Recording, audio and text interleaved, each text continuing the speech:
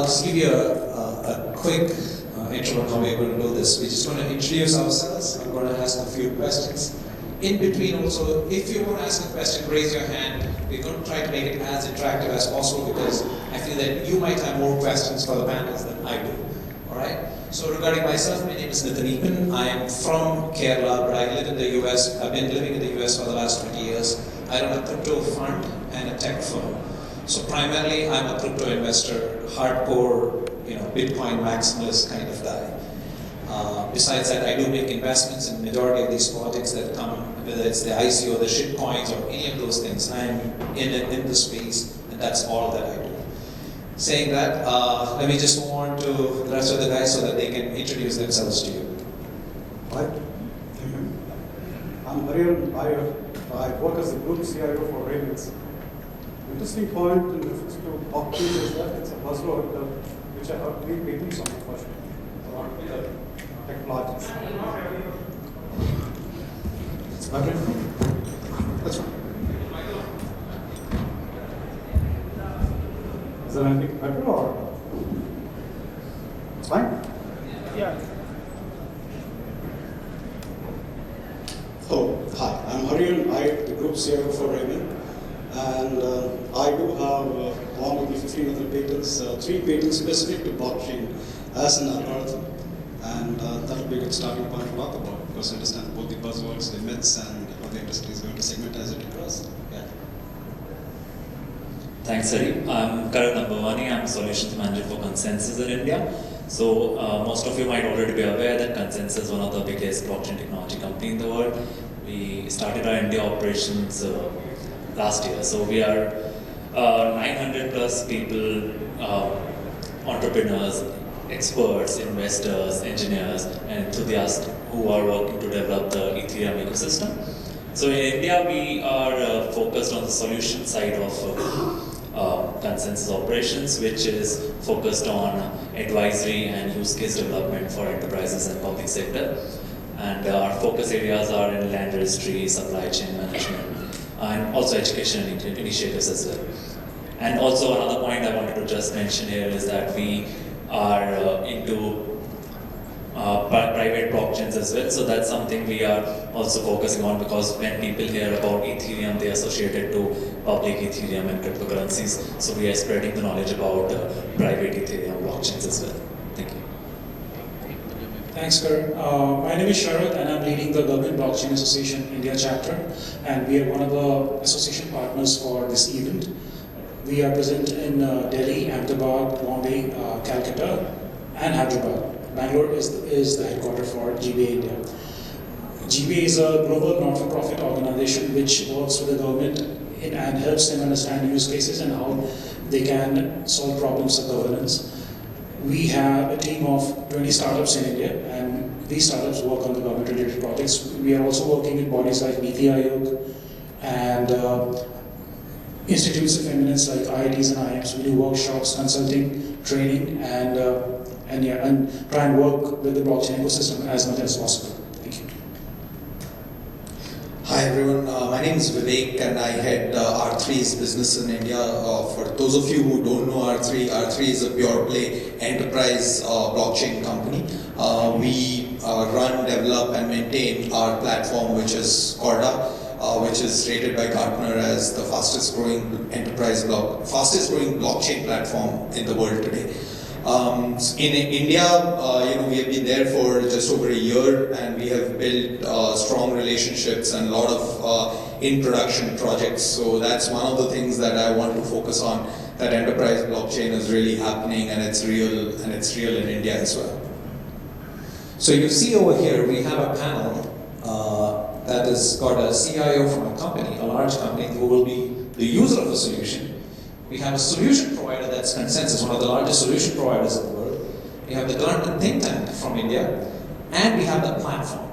So blockchain, I feel, is one of the most misrepresented or misunderstood words in the industry, in any tech field.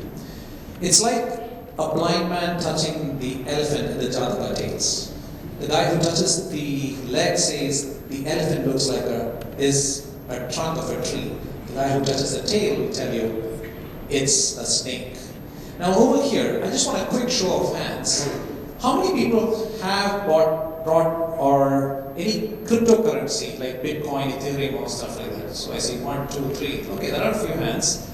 Anybody on the enterprise side who has done a POC solution with any blockchain? Okay, there are a few hands. Okay, so I'm going to start off with each of the panelists. What do they say? What do they want to say about what the enterprise blockchain is? So enterprise blockchains, they are more than glorified databases.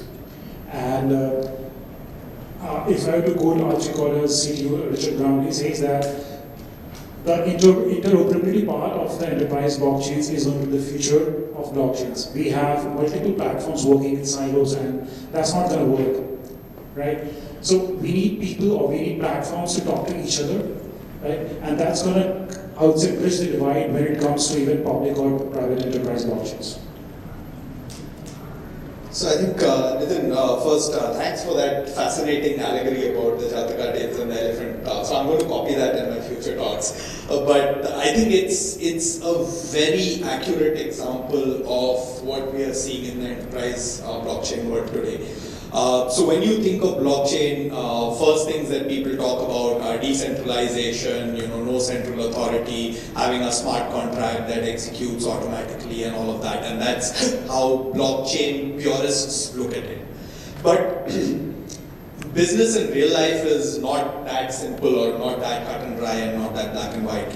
And what we are seeing in enterprises at R3 globally is that each enterprise is looking at blockchain for solving its own unique set of problems or the unique set of problems for that industry. So let me take an example, take a couple of examples and show you how that's happening. So for example, let's take trade finance. Globally recognized as one of the most impactful enterprise blockchain use cases, right? There, I would say decentralization as a value proposition for blockchain is taking a backseat to something as simple as digitization. And I know a lot of these banks, software companies are looking at blockchain-based trade finance solution to not only solve a problem across the industry, but they are using it to solve a basic digitization problem because global trade today, even today, is not that digitized. Now take another example, for example, where we are working with HQLX or we are working with Federal Bank in India. For HQLX, for example, they are essentially trading high quality liquid assets, which is essentially Euro bonds and Euro papers, right? For them, they are using blockchain as a method of tokenization. And how can they settle between banks the transaction that takes a couple of days and settle that instantaneously? Take Federal Bank in India, where we are working on a cross-border remittance project. There they are looking at how can they deliver value to the consumer as well as help their ecosystem optimize the amount of money that they need to keep in pre-funded accounts. So again, each of these, probably the classic ways that we think of blockchain, decentralization, taking power away from a central authority, taking power away from governments, probably those are not their primary objectives. Each business is approaching blockchain in their own unique way and trying to solve very basic problems. And that's what, at least for us, is what we are seeing as driving adoption. So it's all on a spectrum from being a Bitcoin maximalist where pure blockchain concepts are applied to the enterprise where people are solving far more mundane problems than what Bitcoiners are talking about. Thanks, Vivek, and I'll build on top of that. And I'll keep it specific to the question that you asked. But I would like to start from the history. So, as Vivek was mentioning, blockchain originated or at least became popular with the application of Bitcoin on top of it. And from there, we have moved a long way, and we saw Ethereum, which was doing the same thing for different applications. Now, there were some aspects or some building blocks of blockchain, like a distributed network, immutable ledger, tokenization aspect to it, which enterprises or business networks saw a value in, and they plugged those elements. So, enterprise blockchains are nothing more than limited spread of the business network, which is limited to particular enterprises, particular stakeholders, trusted in most cases because they formed a consortium, which was not the original point of Bitcoin blockchain, for example. But in business networks, they are trusted enterprises which have an aligned business vision, which want to achieve the same goals, and they form this consortium sort of a network, which is, in my understanding, is the private blockchain, enterprise blockchain. That was interesting because hearing all of them across. Last week I was in a film industry forum where they were discussing about piracy and how blockchain helps them across a bit. So after 5 hours of explaining to them what a blockchain is, how we can foray into this thing and it can help them. So after around 5 hours, they summarized. One of them summarized very beautifully. They said it is like Sholay का movie, जहाँ पे भी अकेला ठाकुर कुछ नहीं कर सकता, उसके दोनों हाथ कटे हुए हैं. उसको जय की जरूरत है, हीरो की जरूरत है, सारे बंदों की जरूरत है, सुनो उपाले की जरूरत है, तब जाके ये solution बैठेगा. So that hit me across like that. So along with blockchain, it is not much of a help in enterprise. It's just a small part of the technology puzzle. So for example, you need to have the IoT thing in place, you need to have the digitalization scope in place, and then you can derive value. Otherwise, it's a technology existing on its own. It's not going to help you across. Very simple as that. You need to have a very strong business case. We can always ride along the hype, use it like a chewing gum, enjoy it across, but somehow we have to split it across. Because if it is not ROI driven, if it is not TCO driven, no business is going to take it. So it's a mid-man puzzle. So it's really got a long way to go. But yes, we need to understand together that it's inevitable. In another 15 years, blockchain will be a part of everything. If at all, it's used properly and utilized properly. So regarding the use properly part, okay?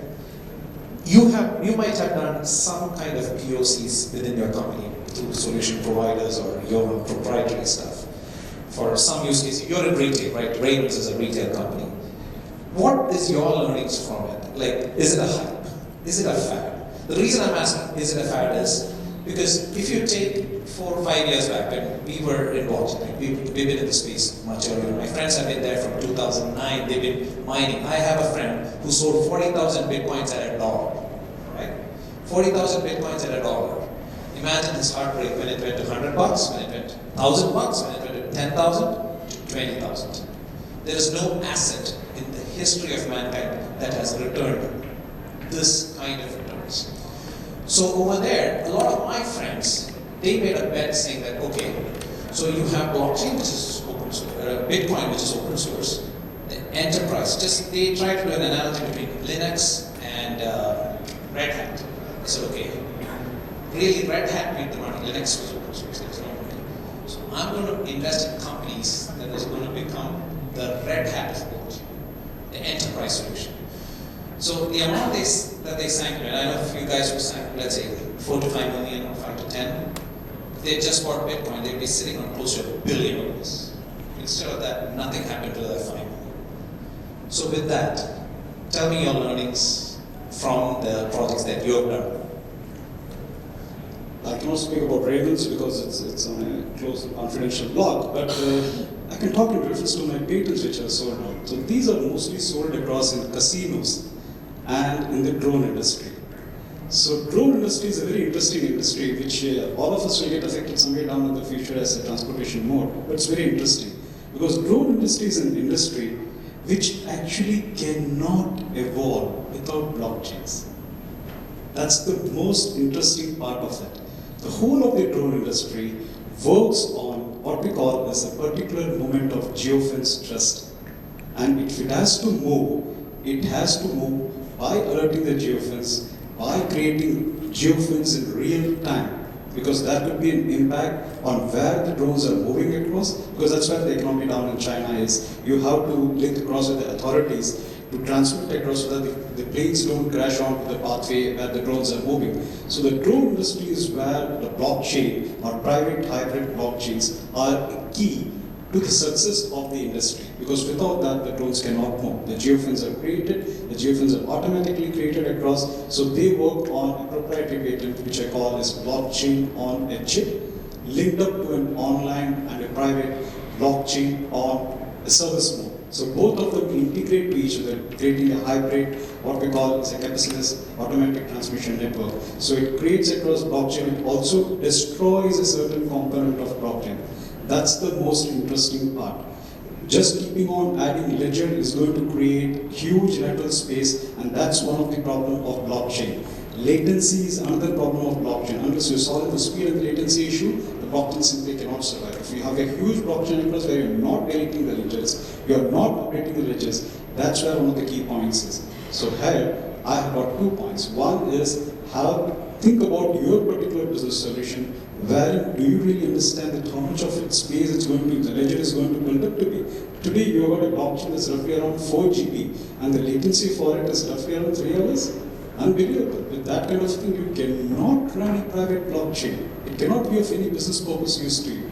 Yes, a blockchain today with an IoT, with an edge-based computing, can crack upon an equation in 3.5 seconds. That itself is a huge latency. That's a believable latency that you can work on it. So from our experience in India working with POCs, so we have done a project with a government think tank for land registry POC on blockchain. So I remember someone wrote on Twitter that when you work in AI industry, you start questioning philosophy or you start changing your philosophy. And when you work in blockchain, you start questioning economics, nation states, and how the entire governance structures work. So what has been interesting when we were doing a use case on land registry in India is that we were trying to apply blockchain technology to a process that is in India in most states is more than 100 years old. The one we were working on was 110 years old. So with blockchain, where on one hand we are talking about removing intermediaries.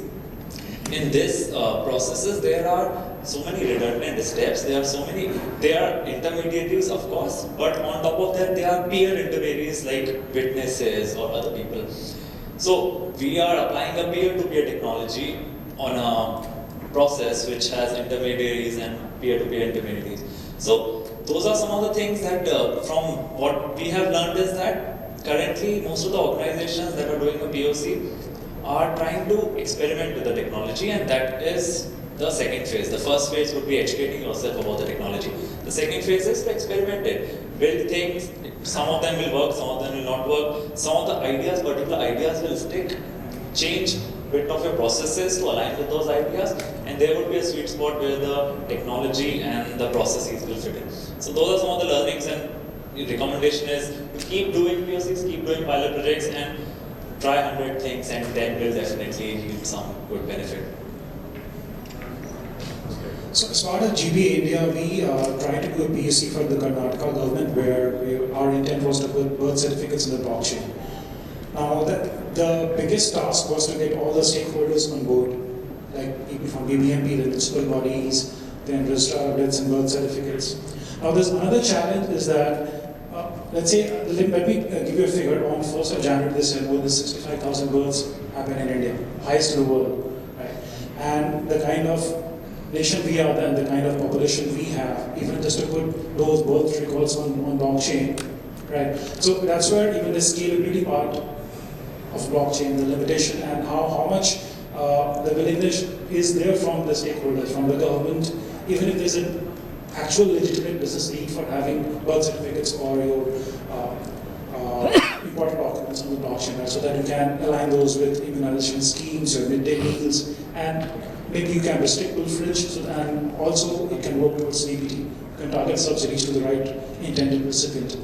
So I would say the challenges are getting people on board, getting them to hear your side of the story and why it makes sense, why you should have blockchain rather than just jumping the gun and just go for the buzzword, right? But even when it comes to the government, I mean, there are chances that you may not find the right kind of audience. Even if you do, it takes a sweet amount of time, because even if the regime changes, everything you have to start everything from scratch. So we at R3 are much more prosaic about blockchain. At least we think of blockchain as nothing but another powerful enterprise software that will add value. And so the fundamentals that apply across any enterprise application still apply to blockchain, at least for enterprises. So I think we have kind of boiled it down to 3-4 things which I tell every client when I meet. The first one is does this use case really need blockchain? So one of the jokes that I tell all my clients is, if you come to me with 10 potential use cases, I'll probably tell you 7 of them don't really need a blockchain. Database ही लगा लो, सस्ते में हो जाएगा. But apart, so that's number one. What is the business use case? Do you really need blockchain, or can a creative database and just better processes solve it? Beyond that, it is once you've decided that you really need a blockchain-based solution, then how are you putting together the ecosystem? And this is where I think people should spend the maximum amount of time. The technology has been around, like you said, from almost 10 years now. So, and it's matured to an extent that the technology piece of any complicated project, at least to get it up and running and validate the business use case, if you're hiring a good team, should not take you anywhere more than 8 to 12 months, right? What you need to do is figure out what is the mechanism, what is the non-blockchain governance part around it. So as Hariharan said, it's essentially putting together disparate organizations. So what are the rules? What is the playbook for all these organizations to put together? So what we have seen is globally, when we put together consortia, when we put together blockchain-based projects, 6 to 10 months go in actually creating the rule book for how the parties are going to interact. And then you take about 3 to 4 months to actually implement it. And the third and last thing is finding a critical or a competent implementation partner. And this is where we see, at least, or we used to see, where people would nickel and dime on, which is the implementation partner, which is the software house that we are going to implement. Are we going to build capability in-house, or are we going to outsource it? So you need to have a holistic view. You need to engage partners, technology companies, platform companies like us, technology companies, integration companies, to create a product that is robust and meets your business requirements. Because honestly, I mean, there are a lot of big organizations in this room. POCs, doing POCs on blockchain, at least for enterprises, is so 2017 and 18. 2019-20 is going to be all about, are these things going to move into production? And now the mindset needs to change from what do I need to do in a POC to prove my business value, to how do I make this robust enough so that my current business processes run seamlessly on these new products.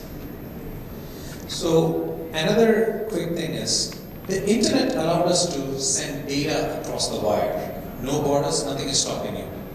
Blockchain, consensus mechanisms, hashing, all this together allowed you to send value over the wire. So when you're talking about enterprise blockchain, it's like the enterprise, they are creating value. Now let's assume they are using different, let's say company A is using R3 Coda, and let's say company B is using Hyperledger or the consensus quorum or one of those. How do they interoperate? Because now this is value. How do you audit and trace this? Because if you want to move from one of the systems, it's an asset. You have to move it to the next one. Because in the previous internet world, it was very easy. You're just sending data. There's nothing wrong. You move it from, let's say, from Microsoft to Java, or nothing happens because of that. Here, you're sending value, and that value is an asset. How is that being taken care of? Is there a standard? Is the interoperability there? So I think that's where even Archie Koda, the CTO, I heard him speak, he's quite bullish on why we should have industry consensus on interoperability. Because finality is non-negotiable. If I'm saying a transaction is done, that means it's done, right? And I should be able to confirm that across chains. So how do we do that? So there has to be an open discussion about it. And players like Cosmos and Polkadot, they're working on inter-blockchain communication protocols. But the question is, their standards, are they in sync with what, let's say, Hyperledger Fabric is working on, what Enterprise Ethereum Alliance is working on? So there has to be a global consensus when it comes to interoperability, because that is non-negotiable. You need to have that. There's no point creating solutions and locking that data in a bubble, right? And we need to share that so that innovation can actually come in. Blockchain itself will not spur innovation. You need to complement it with maybe the value sharing or data sharing across different platforms.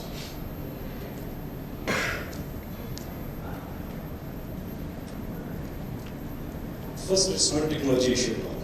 It is not at all a technology issue. We are trying to hit the wrong hammer with the wrong nail anyway. So the whole logic of interoperability depends on what is the data consensus point that we have, and what is it that we want to share across as private between the blocks, and something which we want to keep it public. That's where the whole mirage is. So unless we literally define as industries what do we want to share, we cannot build a consortium. That's the hard reality of it. No amount of technology platform is going to help you across, because it's as simple as sharing XML blocks. That is really not a technology issue at all. It's like talking about which database I want to share with which company. First of all, I need to understand which data block I want to share, understand the criticality of it, understand the legality of it. That's where the concept of hybrid blockchain comes in, where you have certain things on certain blocks where you want to share. There are certain things on certain blocks which you do not want to share. If you do not want to share it across, but still want to put it as a part of the blockchain, you need to define what kind of a blockchain mechanism you want to go into.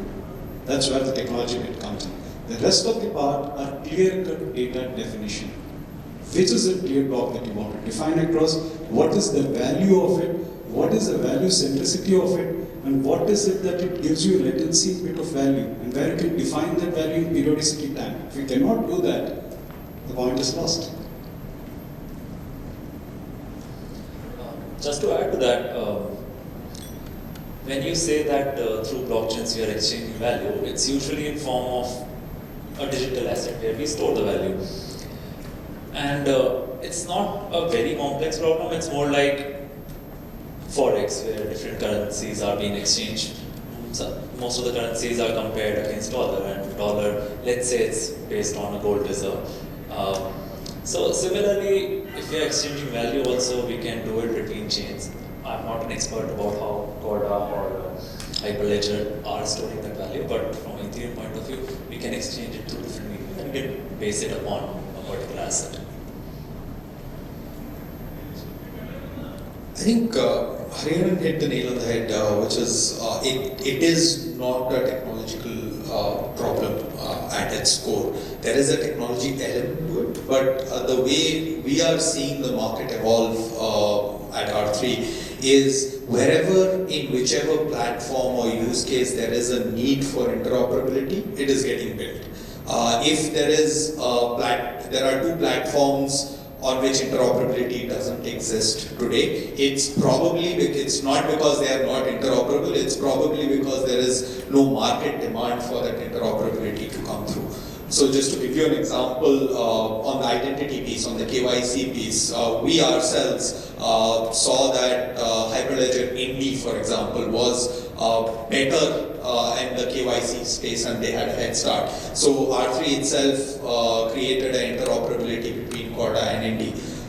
Yesterday there was an announcement that digital assets through their Tamil language, they have actually made Corda, Fabric and someone else interoperable. So now you have a layer, you have a language or a smart contracting layer that operates across multiple blockchain platforms, right? So we are seeing interoperability again across different levels, at the ledger level, at the smart contract level, and at asset level. But all of that is being dictated by the market. So if the market wants it, there are hundreds of startups and hundreds of engineers, smart engineers who will create interoperability. It's just a question of when that comes online. I'm going to take that specific case, as you said, of trade finance, because Merz, the shipping company, and IBM, they're doing something on IBM Hyperledger, but their idea is like the trade finance, as Vivek said earlier, it's a very complex process with, you're moving goods across countries, customs, everything is still on paper, and there's so many issues when you're trying to move a container. Anybody who's done export and import can vouch for that, the amount of pain that they go through. Now here, so Merz and IBM put in a platform, they said there are 90 people on board, 90 of the consortium members on board. But end of the day, what happened was, there was a question that came up, who owns this data? So Merz and IBM says they own the data. Now let's assume I'm DHL, or I don't know, I'm just taking it as an example of a person who wants to send across the borders using their trade finance platform. I might come up with the argument saying that, hey, I don't want to use this anymore. If they own the data, if they own the ecosystem, they can kick me out at any point. It's like Facebook censoring, saying that, oh, you put a right-wing post, you can't have that. It's happening in the US. So at that point, can you get the players on board? See, in Bitcoin, anyone can join, anyone can get out. You can send a Bitcoin to anybody. It's not, you can't stop that process. No government at the moment can stop the process. In an enterprise, if some person who started the ecosystem can stop the other people, will it work? That is the question. Being an ex-DHL employee, I can say that that's the biggest problem. The point is that, as somebody discussed on the legal forum, that there needs to be an intermediary. Yes, there needs to be a hyper-intermediary. Something like an escrow agent who says that, hey, if this thing is not going to work out, I do have the value to pull in that particular block which holds my segment of information, be it be transactional, be it be value driven. That's the key. We don't have anything like that today in the mechanism. So what ideal investors we're talking about is, hey, we own the data, but that's not going to work. If it is a consortium and I'm part of it, I need to have my share of data and I can pull it as and when I want. That's where the whole point is all about. Like if I don't have it, it's not going to work. So the biggest oxymoron, the joke about this whole blockchain is that we are talking about trust where we don't have the basic mechanism of playing in that trust to build across a mechanism of trust. That's the biggest problem. And that's why, I find that blockchain is much more useful on a much more basic level, where an IoT system can talk to IoT system, an industry system can talk to industry system without any human intervention. That's the best possible realistic use of a blockchain today.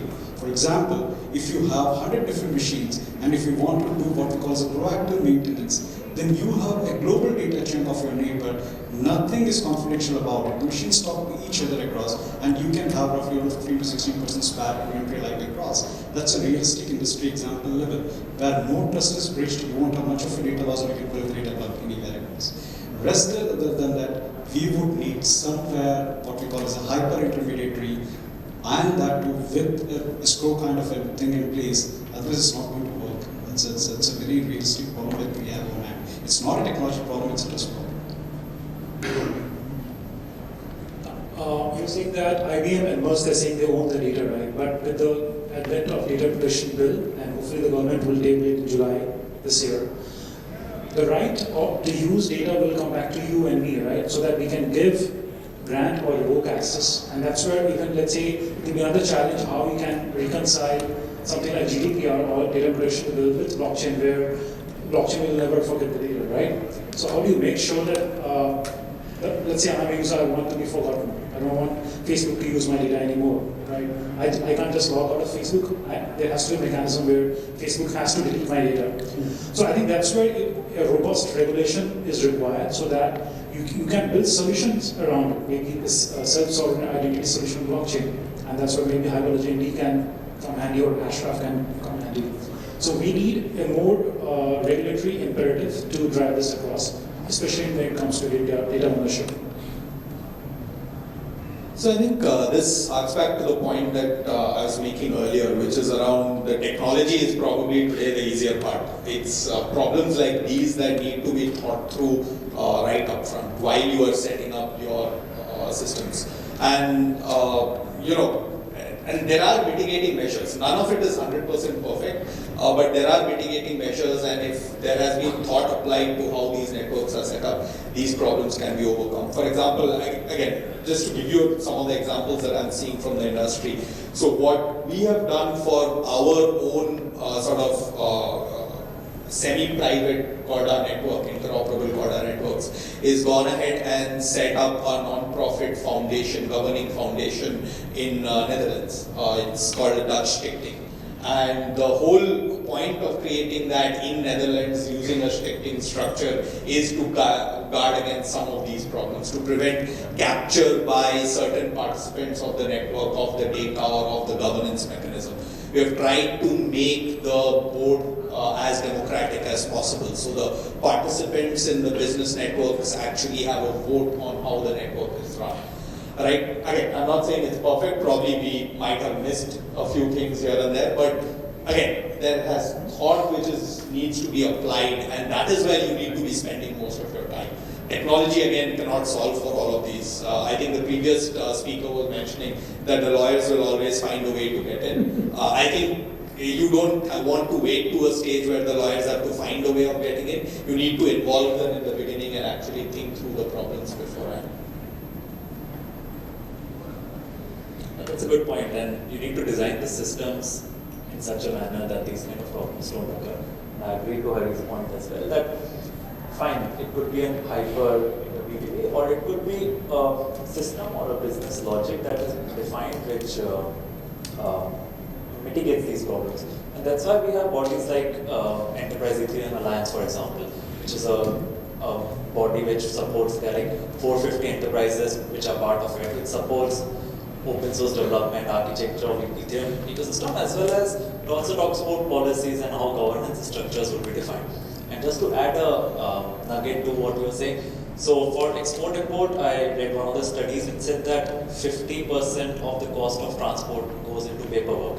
So just because we are not 100% sure about how the data structure works doesn't mean we should make these processes more efficient. So we should focus on our solutions, and policy and other players can get into how the regulations and governance will work. Shared ledgers. Okay, so I see a question here. I'm going to please to who you want the question to be answered. I'm focusing here. So my question is regarding what Hariharan said. It's basically when you said there needs to be some escrow system or some central body who basically controls it. So I kind of implementing an escrow system doesn't mean you're coming back to the same single point of regulation system. And one more thing, to add on to this, there are a lot of consensus mechanisms which require nodes agreement. That is why it all started, because a regulatory body is controlling the entire system. And there, this is where we draw the line between open blockchains and enterprise blockchains. Enterprise blockchains tend to have a central control point or multiple central control points. Just for in case, let's take Libra, they have 100 nodes, and the entry is restricted with $10 million of whatever token means it. But when you say that IBM is controlling, then you are basically trying to refer it back to the open blockchain that is entry. There is no restriction to entry. So why are you kind of contradicting yourself by saying you want the enterprise blockchain with control, then you want the open solution as well? It's like a impossible trinity that you can't have it all. Oh, you can have both of them. I'll tell you why. The point is that there are certain amount of data which are transactional data. Okay, so after a particular, just refer to an earlier conversation which we had. The point is periodicity is very critical here. If the periodicity is lost, the data has got nothing. So it's an open shared data. It's just like an open block. Anybody can view it across. It's got no value in point in time. But if it is a transactional smart contract that's being involved inside it, then that becomes what we call as a value chain data. And when I was referring about a hypermilitary, that itself is an AI or basically machine language based bot. So what it does is that itself is another blockchain. It's not a human interface. It's not a legal mechanism in place. It's another moderating blockchain that refers to both of the data and then decides based on numerics, based on parametrics, based on what we call as the Metrelli rules. So those are the blockchains that we're talking about. We're talking about moderating blockchains becoming a hyper intermediary. If that answers your question. Coming back to the same question earlier, and slightly different point of view. If you really do need an intermediary, or let's say, for lack of a better word, a clearing agent, right, between these two blockchains, wouldn't that then trigger the need for a regulatory, influence of a regulatory oversight of such an agent? Perhaps depending on the data requirements or the data that you're transacting, also subject this particular intermediary to capital requirements. Sorry, I think I did not make myself clear in my earlier thing. My point was, what I'm talking about as an intermediary blockchain, it's the hypermediator, that itself is a blockchain. It's not a legal body that we're referencing to.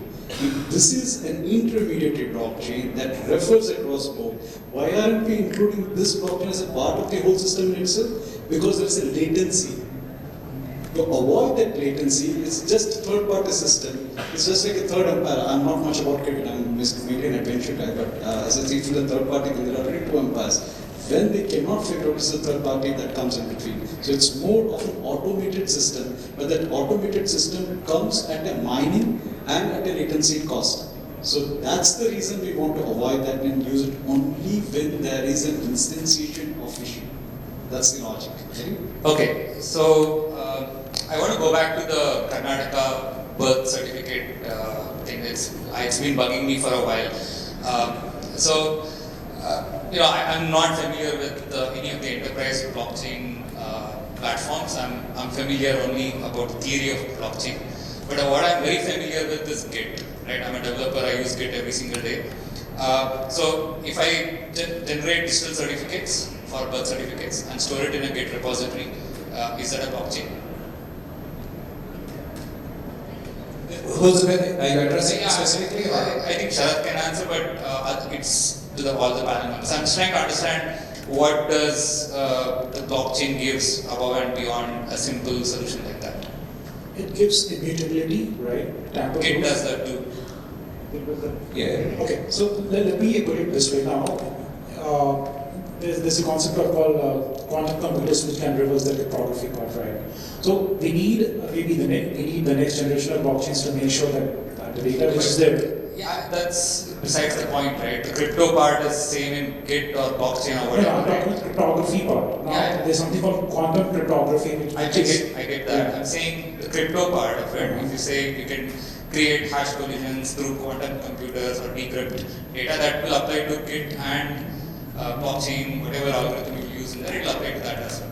So my question is, when all of you are saying blockchain, you guys don't mean the same thing. It's a very vague thing, right? It creates a custom application you're building on top of some generally established design patterns that are still emerging today, right? So whereas Git is a very well-known tool already, you have CI/CD pipelines on top of it that you can already set up.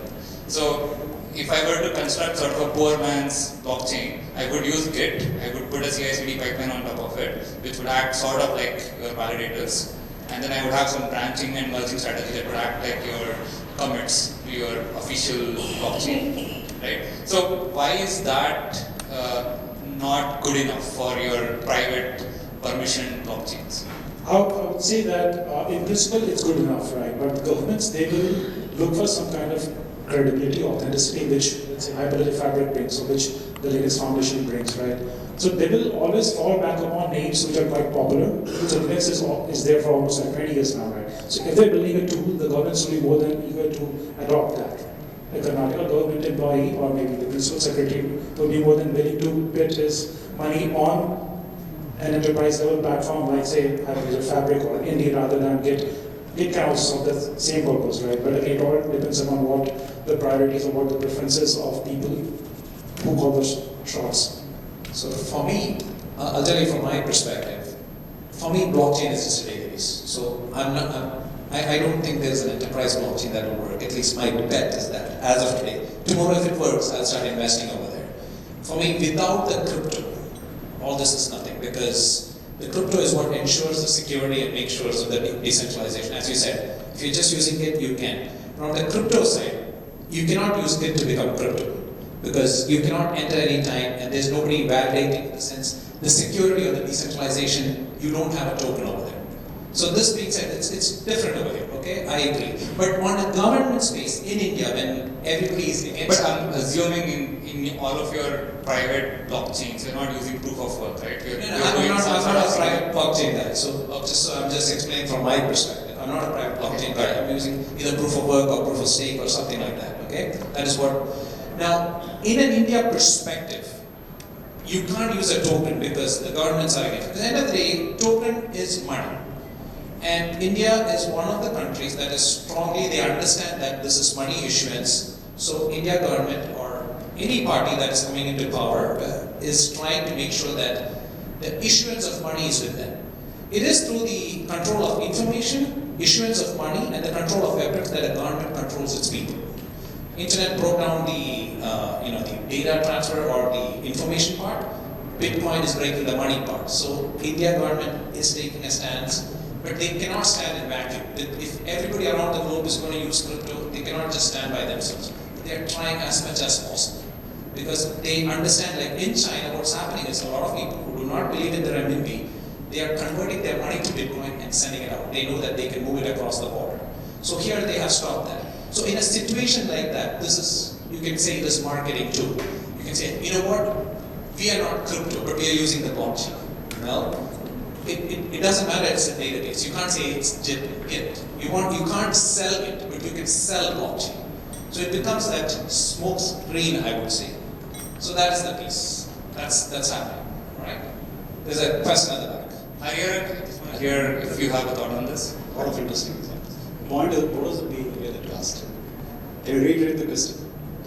No, so I guess my question is, I get Bitcoin, I get cryptocurrencies. But let's talk about the Karnataka land records. The Karnataka land record question was, you can generate digital certificates for birth certificates, and you can store it in a Git repository. And if it's an official Git repository that is Government of India sanctioned and anybody can look at it, is that not providing all the benefits that you would get from a blockchain, or is there more I'm missing? Mine is the hype, it will provide all the benefits. Okay. The point is that JIT will be much more secure with an SDR or an ES2 kind of a tokenization. It's possible. Mainly the crypto aspect. Okay. So mainly as a technology point, yes, that's alone is going to solve the problem. Now here comes in the point where I don't know whether they consider this as a part of the design. Then a blockchain would come in if at all you want to link that with an entire user life cycle.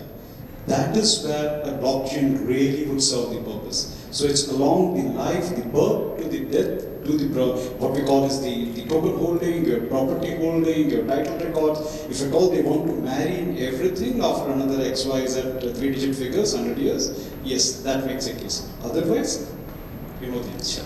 Take a question from the back over there.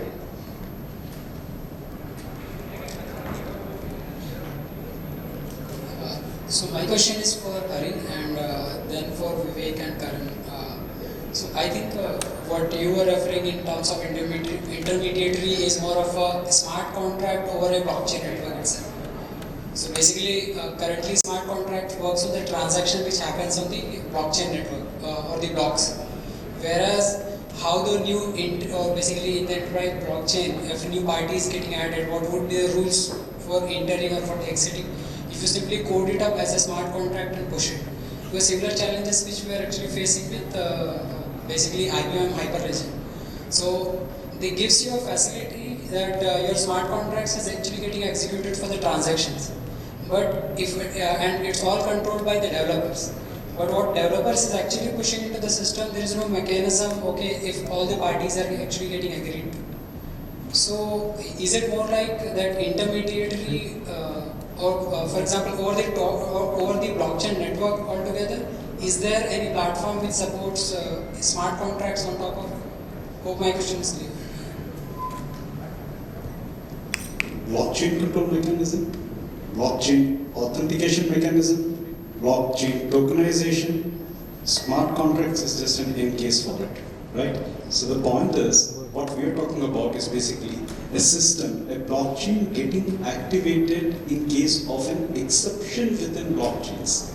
Okay, so that is basically an inline transactional blockchain. So it refers across and say, hey, two links are not able to resolve each other. Okay, it's just like a DNS conflict. So what happens is that you take it across on a different mechanism, solve it, and then insert the right legitimate records.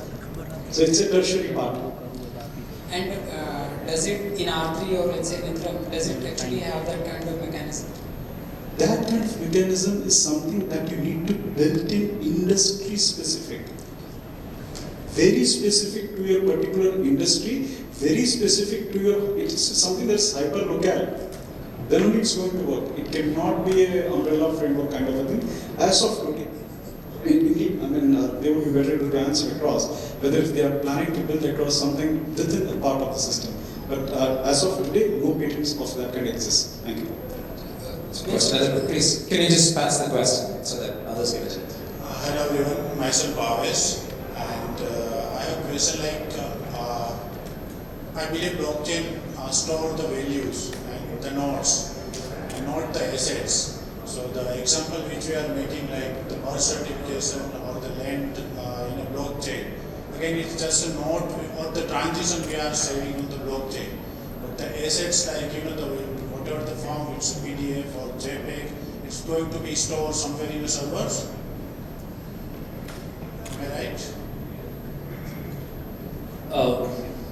I'm not 100% sure I got the question, but what I think you're all trying to ask is the data would be stored somewhere else, but impression or a shadow would be stored on the blockchain. Is that correct? So I think like how blockchain work is there is a node, and node save the nodes or the transitions of the value in a text, right? But to support those transition or the text like birth certification, there is some assets required like PDF, in format of PDF or JPEG. So where those data will be stored, whether it's in AWS or somewhere? Yeah, that depends on organization to organization, that depends on the industry use case. You can store it on a separate server, you can hash it and store the final result outcome on a blockchain. Because we don't store data on blockchain, that's very expensive or difficult, slow to do. We just store an impression of the final outcome. So later on, let's say, for example, in the case of birth certificates, if you want to ensure that the birth certificate is correct, you can simply take a copy from whichever database it is being stored in, you hash it and check the hash on a blockchain, for example. But those the assets can be again altered because it's going to be on either private servers or someone who is managing a human. That's your hash will change at that point. If your underlying asset is changed, your hash will change. Okay. I thought there was a question over here. Please, can you pass the mic over here, please?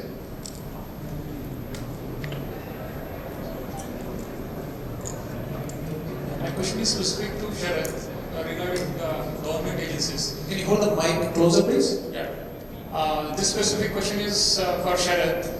See, in terms of government agencies, like say state governments and revenue departments, are you guys working closely in creating some frameworks involving all the parties like Aadhaar, NCPI and the regulatories like RBI and working across all the states? There are initial discussions going around, and RBI has already issued a regulatory framework for regulatory sandbox for fintech, where digital onboarding, digital KYC is on the cards. Remittances is another one.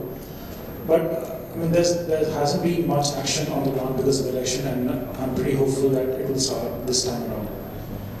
Because government agencies are the one where we can find a lot of data. If there is no proper roadmap for that, it is very difficult to implement in government agencies. That's what I want to say. And how to solve this? Yes, so there has to be a consensus when it comes to having, let's say, national blockchain policy. Like the Telangana government, they already have blockchain district, they have a roadmap laid out. So we need something of that sort, and that's why even if the push comes from people who are part of the ecosystem like you and me, right, it can really happen. Okay, pass it over there. There was a hand over here. Oh, yes. Yeah, particularly with regards to trade finance that all of you spoke about, I think that's a very good kind of a use case where every large organization will have the situation. And what is very interesting when it comes to trade finance is there is the platform and the players are, it's very standard. You have a supplier, you have a customer, there is a banking system.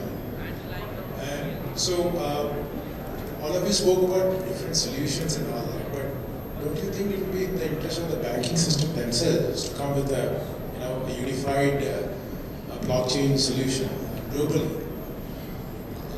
See, banks are good at deposits, collecting deposits, and lending money. That's what they're good at. Banks are not payment solutions. If banks were great payment solution providers, you wouldn't have Visa, MasterCard, PayPal, Venmo, Paytm, and all these things. Banks are really good at this thing. Everything else, because they were not good at it, somebody else made it. And they are following along. They won't come up with the next solution. That's what banks are for. Where I was going with was the concern, is the kind of data sharing and the collaboration, which almost every organization wants it, but to get the ecosystem going, it's a huge challenge. Right? I think here it's put it very nicely that it's not an issue about technology, it's all about the people coming on board. So that's where I'm going with. Very interesting. But see, the problem, if you have read the RBI guidelines, I think somebody spread it across, it's very clear. They are talking about the intent, but not the mechanism and the legality of it. You cannot generate tokens. When you cannot generate tokens, which has emotional value, you cannot create a framework of execution. It's only that private consortium industries can today do it with consensus. As far as government mechanisms are concerned, you're talking about a motherhood statement that they have shown an intent, but there is no mechanism as such today to do it. That being said, since we are out of time, I'll give you something to think about, everybody out here. Any business is about creating value, and businesses become better, efficient when you create processes, and those processes get automated. You can do all those things. You can use your ERP to make a purchase when you're a retail organization. You can click a button, your order will go to a factory, they can send it to their suppliers. But eventually, when it comes to making a payment, there has to be an email or a PDF, somebody has to sign it, and you have to go to your bank, either click a button, write a check. Money is not programmable. To make money programmable, blockchain is something that's going to help you. Now, programmable money, you can't do it with your bank at the moment, whether it's in India or US. Because if you try to program money, there's going to be that OTP thing that's going to come. Who's going to click on that? Alright? So, if you cannot have programmable money, you cannot make a payment in microtransactions. So let's take 5G. The next, the telecom revolution is going to be 5G. 5G is a low millimeter wave or a high frequency wave that can carry large amounts of data. But for that, it won't travel a long distance. You will need multiple number of towers. If right now the towers, you have one tower every 2 kilometers, now you need at least 20-30 towers in 2 kilometers. You can't build it in a city. So at that point, maybe the solution is that every person over there might just buy a box, and it can become a tower where signals can hop. And if he wants to do that, he has to get paid for doing that. You have to program the commissions and all those things. You can't decide on sitting on a paper, oh, this is how much I'm going to pay each of these guys, and click at a bank button and pay whatever is the fee for transferring that. Blockchains or the consensus mechanisms or programmable money can become a great solution. With that, we're going to stop the panel. We're going to say a big thanks to all the panelists over here and a great audience for these questions. You can reach out to us after